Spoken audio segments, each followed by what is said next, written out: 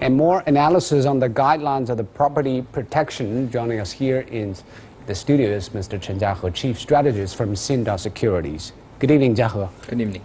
It seems we have already laws on the protection of property, but why do we need a special guidelines at this particular moment, and what are designed to address?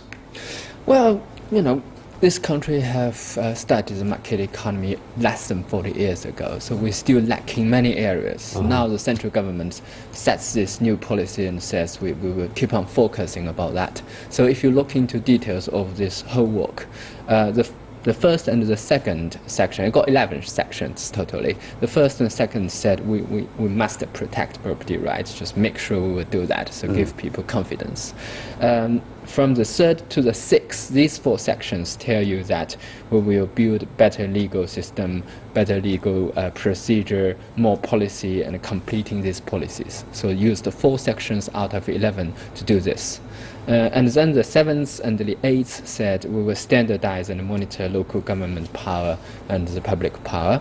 The 9th talked about intellectual rights, and the 10th is about increase income, 11th build a better environment. So anyway, if you look through this, it's just addressing every point. So it both delineates the philosophy and the mechanism to better protect property rights.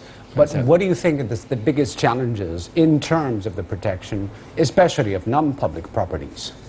The biggest challenge, yes, as you mentioned, especially about non-public properties, is about how to reduce and limit and monitor the local governments and the public power over the private property. So the question is, who will monitor them? So that is the biggest thing. We have to build a better legal system. That means more independent legal system, as well as more professional judges.